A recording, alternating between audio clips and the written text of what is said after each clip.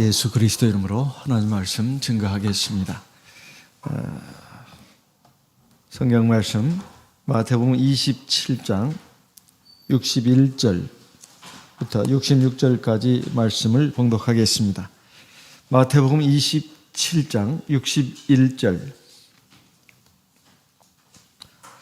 마태복음 27장 61절. 거기 막달라 마리아와 다른 마리아가 무덤을 향하여 앉았더라. 그 이튿날은 예비일 다음 날이라. 대제사장들과 바리새인들이 함께 빌라도에게 모여 가로되, 주여, 저 유혹하던 자가 살았을 때에 말하되 내가 사흘 후에 다시 살아나리라 한 것을 우리가 기억하노니. 64절. 그러므로 분부하여 그 무덤을 사흘까지 굳게 지키게 하소서. 그의 제자들이 와서 시체를 도적질하여 가고 백성에게 말하되 그가 죽은 자 가운데서 살아났다 하면 후에 유혹이 전보다 더 될까 하나이다 하니. 65절. 빌라도가 가로되 너희에게 파수꾼이 있으니 가서 힘대로 굳게 하라 하거늘. 66절을 같이 읽겠습니다. 저희가 파수꾼과 함께 가서 돌을 임봉하고 무덤을 굳게 하니라. 예수님 십자가에서 돌아가셨을 때 아리마대 요셉이 믿음을 가지고 당돌하게 빌라도 총독에게 가서 예수님 시신을 달라고 했습니다. 빌라도 총독은 요셉에게 시체를 내어줬고 요셉은 자기가 준비한 자기 무덤에다가 예수님을 안장을 했습니다. 그러고 나서 이제 갔는데요. 오늘 말씀을 보니까 예수님의 십자가로 말미암아 이제 예수님이 육체의 죽음을 당하시고 이제 무덤에 들어가게 되셨습니다. 이 십자가를 중심으로 한 예수님의 죽음, 여기에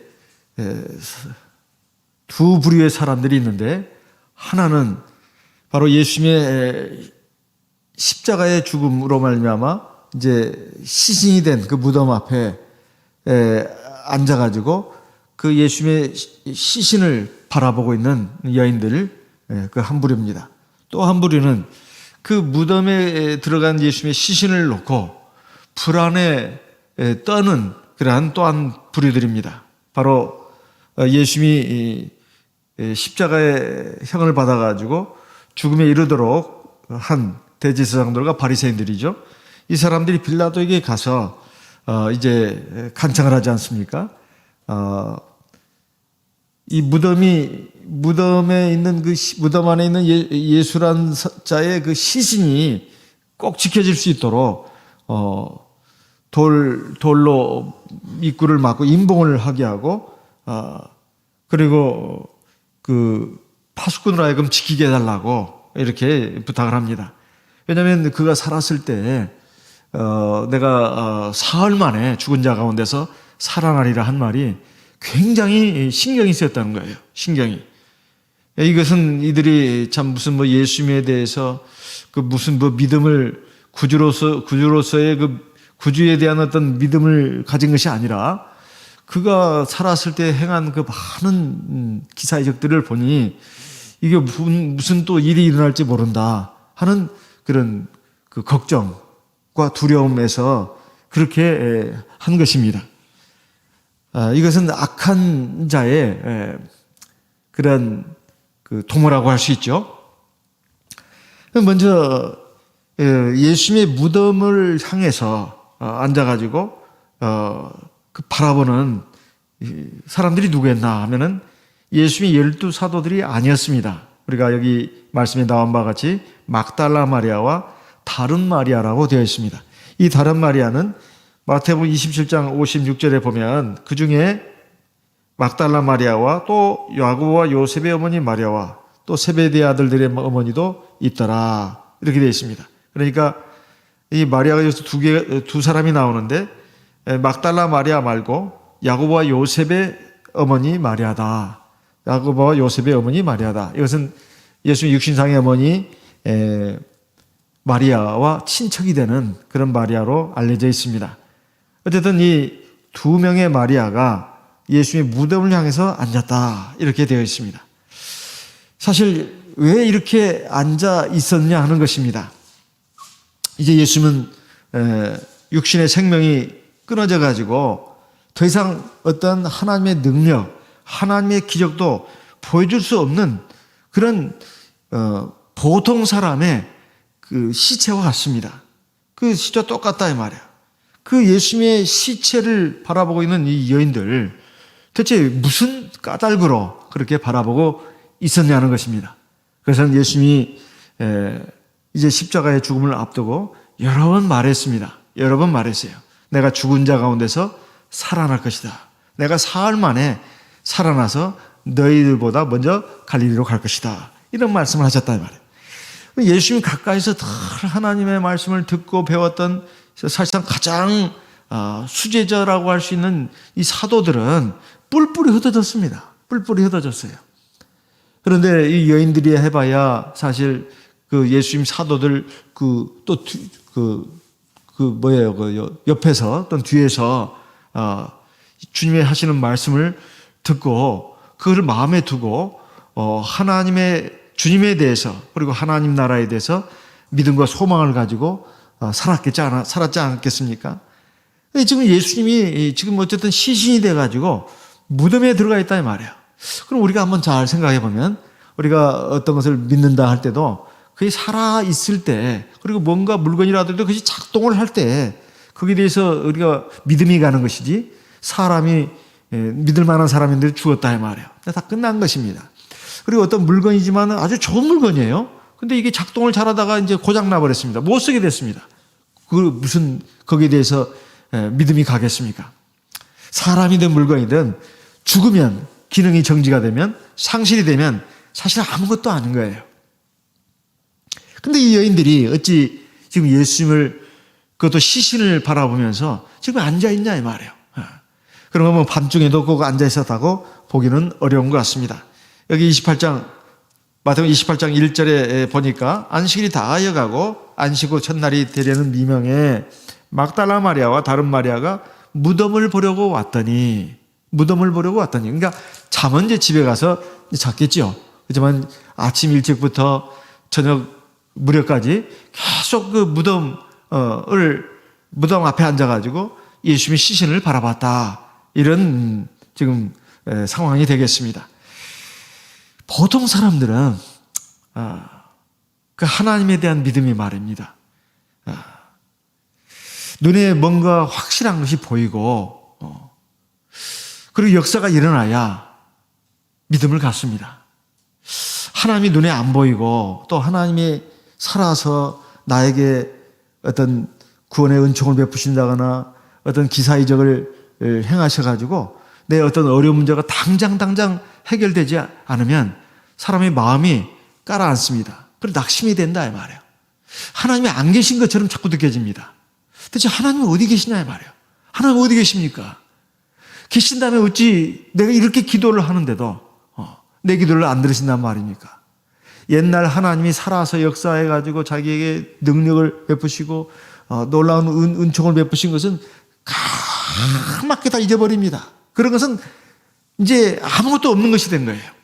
지금 하나님이 지금 내 앞에서 지금 내 이 어렵고 고통스러운 이 현실을 어찌 외면하시고 들어주지 않는가? 이건 하나님이 안 계신 게 아닌가? 지금까지 내가 뭘 헛것을 믿은 게 아닌가? 그렇게 옛날에 아무리 하나님의 기사이적을 그렇게 엄청나게 체험을 했어도 사람은 굉장히 약한 존재입니다. 그건 그때 일이다 이 말이에요. 그때 일이다. 지금은 아무 뭐가 없어요. 반응도 없고 소리도 안 나고 하나님 사실 영이시니까 우리 손으로 만질 수도 없고 눈으로 볼 수 없는 존재 아닙니까? 이런 상황에서 믿음을 가진다는 것은 굉장히 어려운 일입니다. 사람은 그렇게 약한 존재예요. 내가 성령을 받을 때 막 온몸이 진동하면서 마룻바닥에서 1m씩 뛰었다 이렇게 간증하는 성도들을 간혹 봅니다. 어쩌다가. 근데 그 뒤에 그 형제의 나중에 그 삶의 모습을 보면 믿음 생활이 정말 간당간당할 정도고 나중에 떨어지는 경우도 있어요. 하나님이 이렇게 살아서 놀라운 권능도 행하셨는데 아무 하나님의 역사가 안 느껴질 때 하나님은 안 계신가 봐. 이렇게 돌변하는 것이 인간입니다. 그런데 이 막달라 마리아와 그리고 야고보와 요셉의 어머니 마리아를 한번 보세요. 사실 예수의 시신입니다. 무슨 권능을 행할 수 있냐 이 말이에요.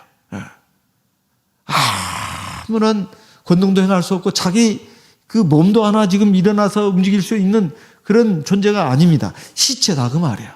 근데 왜 그걸 바라보고 있냐 이 말이에요. 바로 주님이 생전에 하셨던 말씀, 그것을 기억을 하는 것입니다.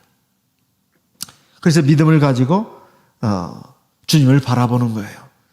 아마 이 믿음은 확고한 믿음은 아니었을 수도 있습니다. 뭐 100%, 1000%. 왜냐하면 예수님 부활 후에 천사들이 막 예수님 시신이 없어진 걸 알고 이 두 여인네가 막 우니까 울지 말라고. 너희가 찾던 예수는 지금 부활하셨다. 그러니까 막 기뻐하고 감격하지 않습니까? 사실 예수님 시신이 어디 갔나? 그거 가지고 놀랬는데 아마 부활했다고는 생각을 못한 것 같아요. 그렇지만 부활에 대한 신앙을 갖고 있었던 건 틀림없어 보입니다.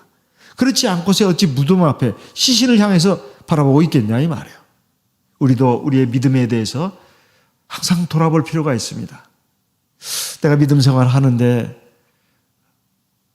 어찌 내가 하나님을 믿는데 이렇게 하나님 앞에서 의롭고 진실하게 신실하게 하나님 앞에서나 내가 사람들 앞에서 그렇게 하는데 어찌 하나님이 나를 외면하시는가.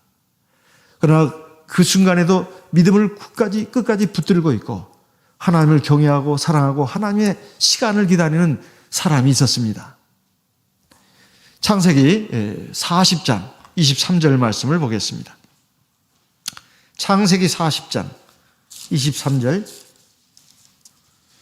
창세기 40장 23절 22절부터 23절까지 같이 읽겠습니다. 창세기 40장 22절 23절 같이 읽습니다.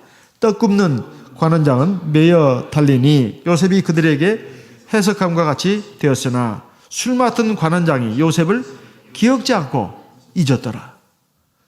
사실 이 꿈은 하나님께 계시를 받아가지고 풀어준 겁니다.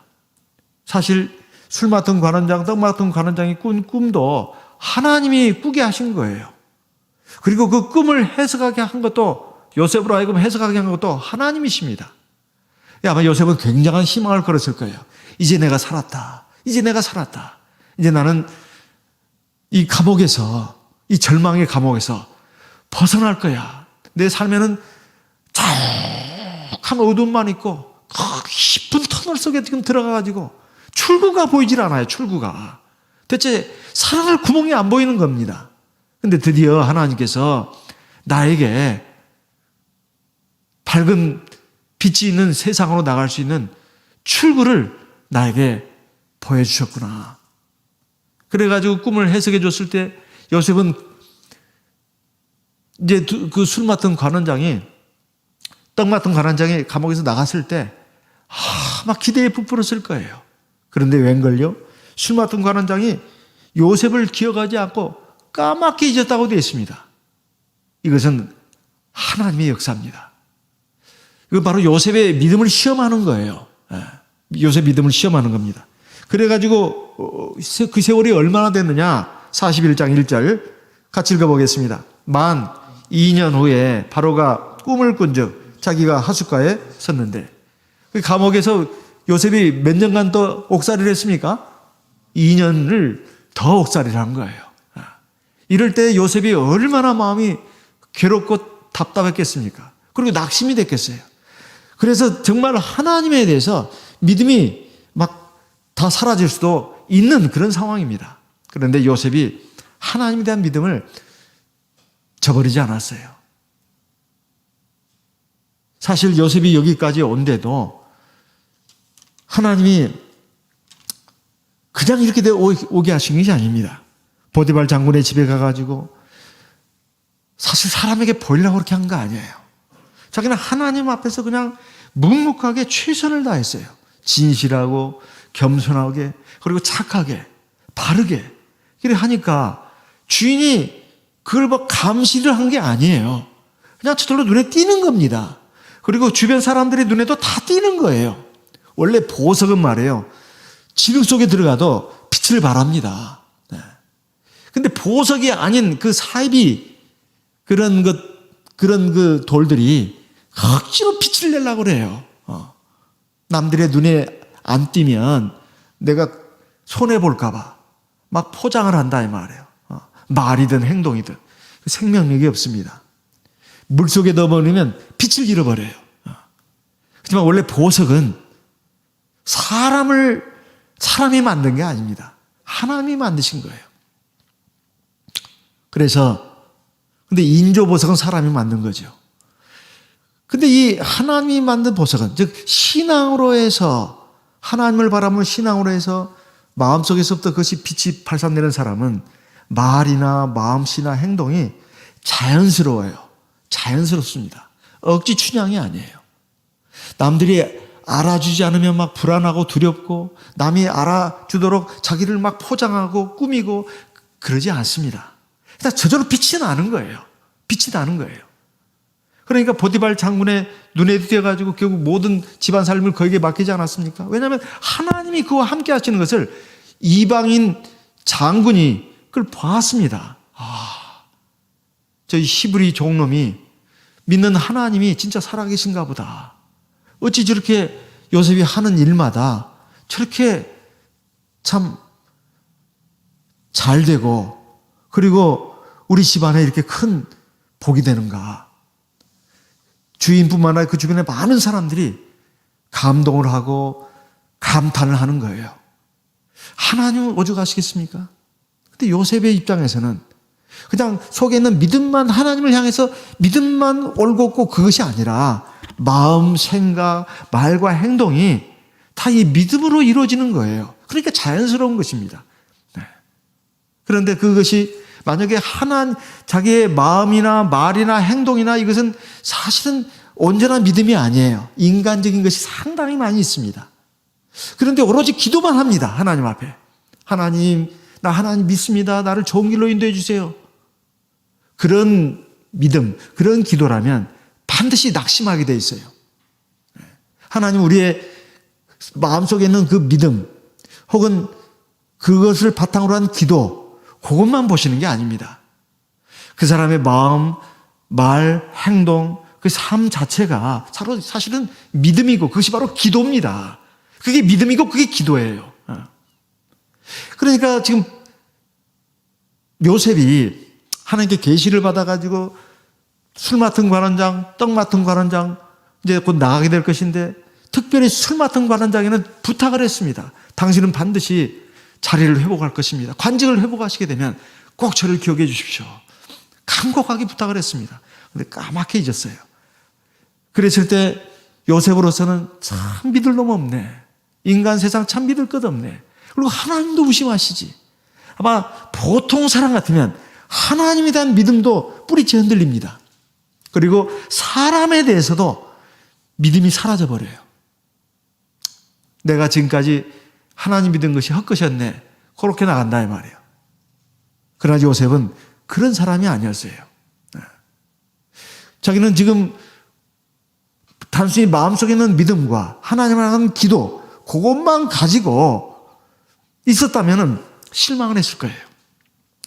그런데 그런 믿음을 바탕으로 해서 삶 가운데서 말이나 행동이나 이런 것들이 다 믿음으로 바탕에서 나오다 보니 하나님이 늘 함께 하셨습니다. 하나님이 함께 하셨다는 것이 창세기 39장에 여러 번 나옵니다. 하나님이 함께 하셨다. 그리고 형통케 했다. 요셉은 그것이 바로 자기 신앙의 바탕이 된 거예요. 그래서 지금 그 술 맡은 관원장이 자기 잊었다 하더라도 하나님 살아계신다. 하나님의 때가 있어. 그 믿음을 가지고 낙심치 않고 하나님에 대한 믿음을 저버리지 않았던 것입니다. 또 다니엘의 세 친구는 어땠습니까? 그렇게 하나님 잘 믿은 사람들 아니에요? 그래서 바빌론 왕궁에서 특별 교육을 받고 아주 바빌론 나라에서는 특별한 지위까지 올라간 사람들 아닙니까? 그야말로 지금까지 걸어온 길을 보게 되면 탄탄대로요, 승승장구입니다. 그런데 이게 웬 날벼락 말입니까? 이제 느부갓네살 왕이 만든 그 금신상에게 절하지 않으면 뜨거운 용광로 불에 던져진다는 거예요. 이건 엄청난 시험입니다. 그리고 시련이에요. 시험이자 시련이에요. 그런데 이 다니엘의 세 친구가 뭐라고 말했습니까? 사드락, 메삭, 아벳느고가 뭐라고 말했냐 이 말이에요. 왕이시여, 우리는 왕의 말에 따를 이유가 없습니다. 그렇게 안 해도 하나님께서 우리를 이 엄청난 죽음의 위험에서 우리를 건져주실 겁니다. 그 다음 말이 아주 엄청난 말 아닙니까? 그리 아니하실지라도 우리는 절대로 왕의 명을 따라서 금신상에 절할 수 없습니다. 다니엘 3장 16절 이하의 말씀 아닙니까? 16절, 17절, 18절 거기에 나오는 말씀이에요. 그래가지고 결국 이 다니엘의 세 친구들이 용광로에 던져졌잖아요. 근데 던져지기 직전에 이런 말을 할 수 있다는 것이 얼마나 놀랐습니까? 사람은 아무리 내가 올바른 길을 걸었다 하더라도 내 목숨이 달리고 나에게 큰 손해가 올 것 같으면 돌변하는 경우가 있어요. 돌변해요. 하나님을 믿는 믿음으로 끝까지 이 신앙으로 하나님 말씀을 따라서 이렇게 나가야 되는데 그게 돌변한다 이 말이에요. 인간적인 생각이 자꾸 일어납니다. 그래서 인간적인 어떤 그 수단과 방법을 쓰려고 그래요. 말이나 행동이나. 이거 엄청난 패착이라는 걸 많은 사람들이 모릅니다. 만약 이 다니엘의 세 친구가 그래요, 일단 이 위기는 벗어나야 되겠다, 우리가 일단 절은 하겠습니다, 하지만 우리 마음은 절대 그게 아니다, 이렇게 다짐하고 만약에 금신상에 절을 한다고 합시다. 어떤 일이 벌어졌겠습니까? 용광로 불에 던져지지는 않았겠죠. 그저 무사했을까요? 그렇게 볼 수 없습니다. 정적들에 의해서 또 죽임을 당할 수도 있습니다. 어떤 화를 당할 수도 있어요. 그래가지고 그 뒤에 삶과는 전혀 다른, 금신상에 절하지 않아가지고 그 뒤에 이어진 일부와는 전혀 다른 어떤 국면에서 큰 패망을 당하게 될 수 있는 일 아니겠어요? 근데 사람들은 눈앞에 그 어려움, 고통, 이걸 못 견뎌해요. 이걸 못 견뎌합니다. 그래가지고 하나님을 믿는 믿음, 그리고 하나님 말씀을 굳게 붙잡고 내가 손해가 되더라도, 내 진실을 지키고 내 믿음을 지키고 하나님 말씀대로 따라서 나가야 되겠다, 이르지를 못한다 이 말이에요. 참 안타까운 일입니다. 사실 예수님이 십자가에서 돌아가셨다가 3일 만에 살아나셨잖아요. 근데 제자들도 그걸 믿지를 못했어요. 아유, 정말 이게 유령을 보는 게 아닌가, 그 정도였습니다. 근데 막달라 마리아, 그리고 이 야고보와 요셉의 어머니 마리아는 달랐어요. 지금 시신입니다. 근데 예수님에 대한 믿음을 철석같이 붙들고 있는 거예요. 아무 능력도 행할 수 없는데도 하나님은 살아계신다, 지금 하나님 살아계신다, 이런 믿음을 가지고 있다 이 말이에요. 그 후에 제자들은 예수님이 부활하셔가지고 예수님과 함께 40일 동안 있었습니다. 근데 얼마나 믿음이 약한지요. 사도행전 1장 3절 말씀을 보겠습니다. 사도행전 1장 3절입니다. 사도행전 1장 3절 같이 읽어보겠습니다. 사도행전 1장 3절 같이 읽겠습니다. 해 받으신 후에 또한 저희에게 확실히 많은 증거로 친히 사심을 나타내사 40일 동안 저에게 보이시며 하나님 나라의 일을 말씀하시니라. 여기 보십시오. 해 받으신 게 십자가에 돌아가시고 무덤에 들어가신 후에 그 말이죠. 그래서 살아나셨습니다. 부활하셨어요. 또한 저희에게 확실히 많은 증거로. 도대체 무슨 많은 증거가 필요하단 말입니까? 그만큼 제자들이 안 믿는다는 거예요. 못 믿는다는 거예요. 살아나가지고 눈앞에 있는데도 말해요. 기사이적도 한두 번 행한 게 아닙니다. 확실히 많은 증거로 이것은 기사이적을 말하는 거예요. 한두 번 해도 안 믿는 거예요. 이럴 리가 있나. 눈앞에 그 엄청난 광경을 보면서도 말입니다. 친히 사심을 나타내셨다. 그것도 며칠 동안요? 40일 동안이나. 그러면서 하나님 나라의 일을 말씀해 주셨다 이거예요. 우리가 살아가면서 참 믿음으로 기도하고 그리고 성령도 받고 또 하나님의 기사회적도 살아가면서 참 숱하게 많이 체험했습니다. 그런데 어느 순간에 하나님이 침묵하시는 것 같고, 그리고 하나님이 마치 안 계시는 것 같고, 하나님 마치 죽은 것 같이 보이고, 이럴 때 우리가 어떻게 해야 되겠습니까? 내 앞에 급박한 위험이 닥치고, 그리고 손해보는 상황이 오고, 그리고 정말 너무 괴롭고 힘든 일이 나에게 왔을 때, 그럴 때 어떻게 해야 되냐 이 말이에요. 히브리서 10장 말씀을 보시겠습니다. 히브리서 10장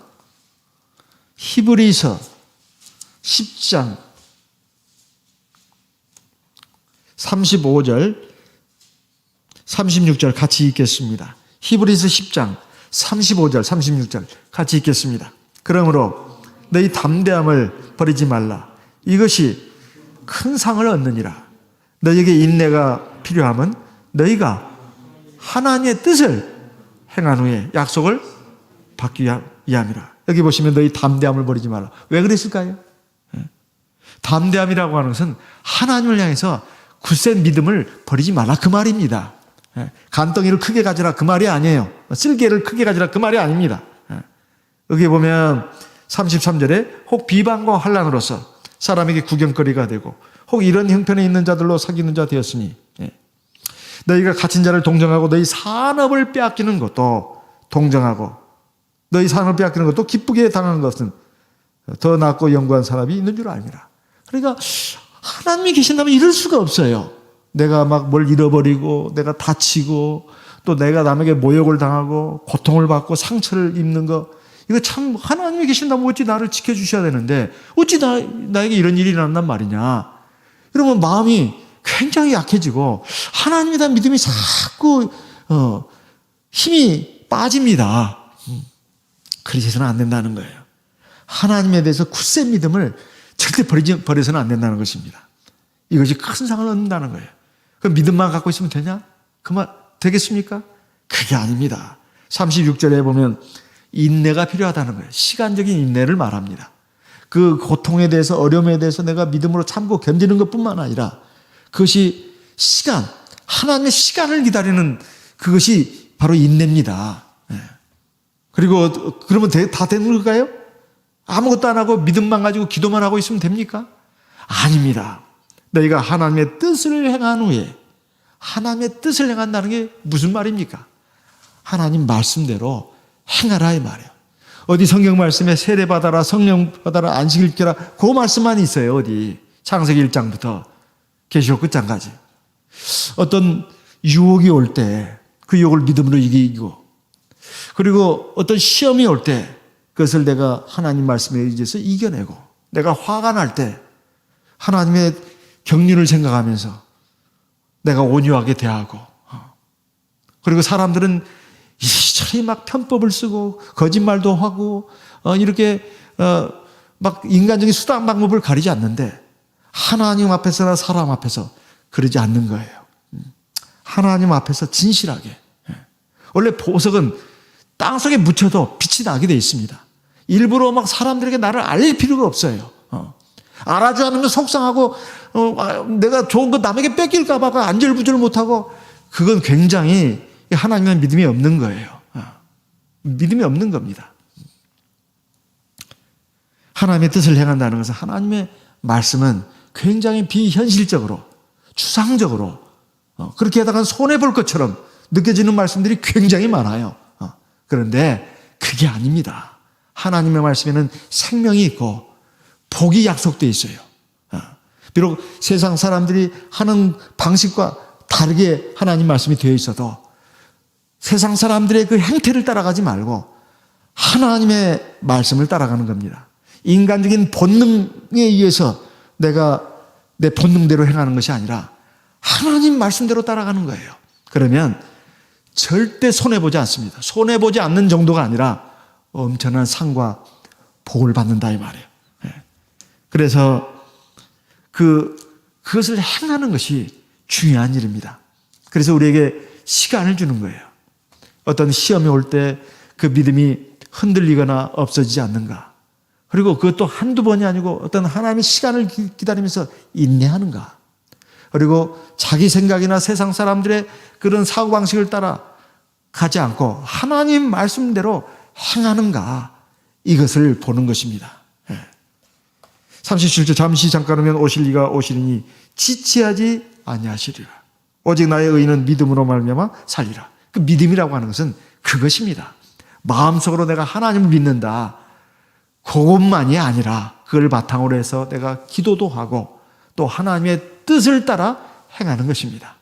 그랬을 때 하나님의 역사가 일어납니다. 이 무덤에 앉아서 그 예수님의 시신을 바라봤던 사람들에게 임한 복이 무엇일까요? 예수님의 부활을 제일 먼저 목격한 사람들이 되었습니다. 마태복음 28장 2절, 큰 지진이 나며 주의 천사가 하늘로서 내려와 돌을 굴려내고 그 위에 앉았는데 그 형상이 번개같고 그곳은 눈같이 희건을. 6절, 그가 여기 계시지 않고 그의 말씀하신 대로 살아나셨느냐, 와서 그에 누우셨던 것을 보라. 또 다른 복음서에 보면 예수님께서 그들을 만나가지고 그 옆에서 울고 있는데 예수님이 내 여기 있다, 그런 또 복음서의 기록도 있는데요. 9절에 보면 예수께서 저희를 만나 가라사대 평안하냐 하시거늘 여자들이 나아가 그 발을 붙잡고 경배하니 이에 예수께서 가라사대. 예수님의 부활을 제일 먼저 목격한 사람은 바로 이 여인들이었습니다. 얼마나 감사한 일입니까? 그에 비해서 예수님이 혹시 부활할지도 모른다, 그래서 무덤을 굳게 닫아야 된다, 이렇게 해서 빌라도 총독에게 가가지고 그것을 간청을 했습니다. 대제사장과 바리새인들이. 이것은 이들이 예수님의 부활을 믿지는 않으면서도 혹여 그런 일이 일어날 수도 있겠다. 오히려 제자들보다 더 참 역설적으로 말하면 더 믿음이 좋은 사람들인 것 같기도 해요.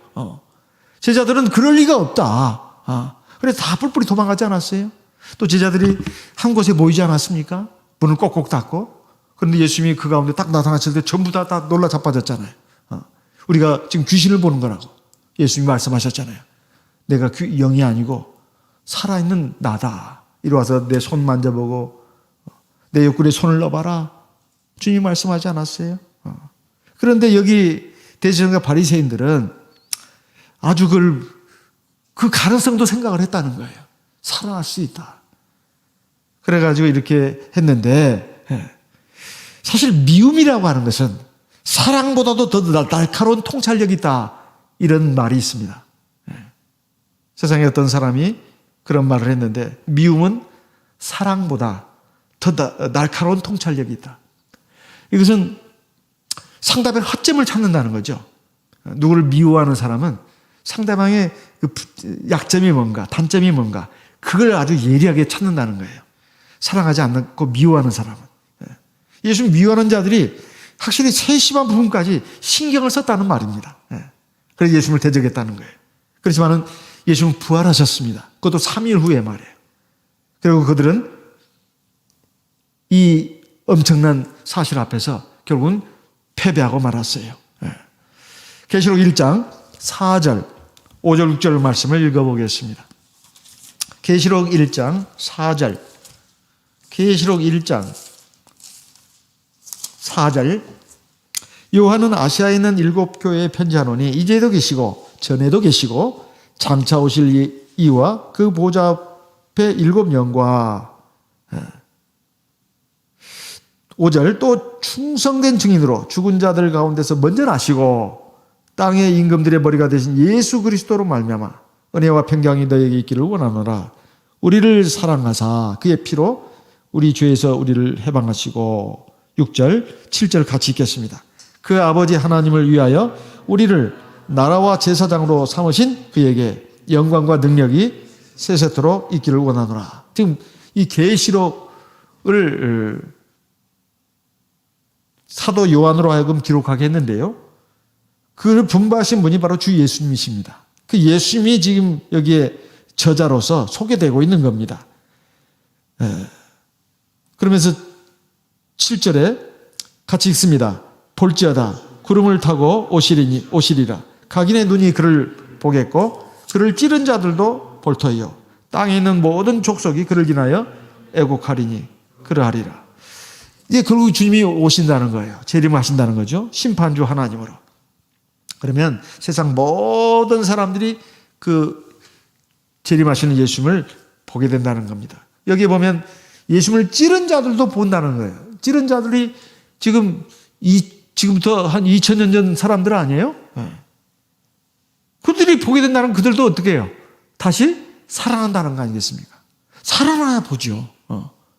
그러니까 모든 사람들은 육신이 죽더라도 그 영혼은 낙원 혹은 음부로 가 있지만은 주님이 심판주 하나님으로 재림하실 때 다 부활을 한다는 거예요. 그때 예수님의 찌른 2000년 전의 사람도 살아난다는 것입니다. 그리고 그때까지 하나님을 잊지 않고 구원받지 못한 많은 족속들이 바로 예수님을 인해서 애곡한다고 돼 있어요. 우리가 정말로 잘못 살았구나. 이 생명의 하나님 주 예수 그리스도를 믿지 않고 우리가 우리의 육신 소욕을 따라서만 살았구나. 그러면서 막 그냥 통곡을 한다는 거예요. 우리가 이제 갈 곳은 저 영원한 멸망의 나라밖에는 없네. 저 영원한 불못밖에는 없네. 그래서 막 운다는 것입니다. 그 저자에 대해서, 즉 이 계시록 저자뿐만 아니라 이 성경 전체의 저자가 사실은 예수님이신데 특별히 이 계시록에 대해서 그 저자를 이렇게 밝혀놓고 있습니다. 그러면서 17절, 18절, 계시록 1장 17절입니다. 내가 볼 때 그 발 앞에 엎드려 죽은 자 같이 되며 그가 오른손을 내게 얹고 가라사대 두려워 말라. 나는 처음이요 나중이니. 18절 같이 읽습니다. 곧 산 자라. 내가 전에 죽었었노라. 볼지어다 이제 세세토록 살아있어 사망과 음부의 열쇠를 가졌노니. 지금 사도 요한에게 자기의 모습을 지금 이 계시로 보여주신 거예요. 근데 그 모습이 얼마나 위엄과 영광에 찬 모습인지 사도 요한이 막 혼절할 정도가 됐어요. 너무 두려워가지고 떨었습니다. 그랬더니 주님께서 오셔가지고 손을 얹으면서 말씀하셨습니다. 두려워하지 말아라. 나는 처음이요 나중이다. 지금 살아있는 자다. 내가 전에 죽었었노라. 전에 언제 죽었었어요? 예. 하나님이 죽을 수가 있습니까? 바로 주 예수 그리스도를 말하는 거예요. 참 하나님이 사람의 몸을 입고 이 땅에 구원자로 오신 그 하나님, 주 예수 그리스도를 말하는 것입니다. 내가 세세토록 살아있어서 사망과 음부의 열쇠를 내가 가졌다. 사람이 이 세상에 살면서 살고 죽는 것에 대해서 두려워할 이유가 없는 이유가 바로 이 모든 생사 여탈권을 우리 하나님 주 예수 그리스도가 쥐고 있다는 거예요. 그러니까 우리 주 예수님을 믿고 의지하고 나가면 됩니다. 저와 우리 성도님들 몸과 마음 안에 주 예수의 영, 성령이 들어와 있습니다. 바로 주님이 지금 살아계십니다. 천지 만물 가운데도 하나님의 영으로 주 예수의 영으로 가득 차 있습니다. 그리고 온 만물을 주관하십니다. 이 세상 모든 사람들의 삶과 죽음도 주관하십니다. 우리가 믿는 하나님은 바로 그런 참신입니다. 유일하신 참 하나님이에요. 그 하나님을 우리가 믿고 의지한다면 대체 우리가 살아가면서 육신적으로 내가 생각하는 그런 것이 안 이루어질 때, 그리고 어떤 고통과 어려운 문제를 만났을 때 낙심하고 절망하고 그 두려움에 절망에 그리고 그 걱정에 휩싸여가지고 엉뚱한 길로 갈 것이 아닙니다. 우리는 바로 주 예수의 무덤 앞에 그 시신을 바라보고 앉았던 그 여인들의 믿음을 본받아야 합니다.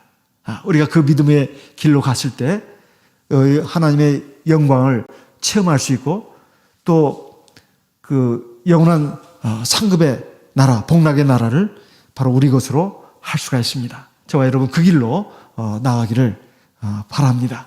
이 시간 들으신 말씀을 마음에 새기면서 기도하겠습니다. 새해는 하나님의 은혜와 진리 가운데서 우리가 더욱 믿음이 굳세고 더 자라갈 수 있도록, 그리고 우리 속 사람도 하나님 기뻐하시는 거룩하고 온전한 사람 되게 해주시고, 그러므로서 하나님이 항상 우리와 함께 하심으로써 하나님의 능력이 우리의 질그릇 같은 나를 통해서 빛을 발하듯이 왕성하게 나타나서 하나님을 영화롭게 하고 우리는 그 안에서 참된 기쁨과 즐거움과 행복을 누리고 또 우리의 주변에 있는 많은 사람들에게도 이 생명의 은혜와 진리를 자연스럽게 전할 수 있는 하나님의 도구 되게 해달라고 우리 기도하겠습니다. 우리 병중에 있는 병원으로 고통을 받고 있는 우리 성도님들을 위해서도 기도하겠습니다. 다 같이 성령으로 기도하겠습니다.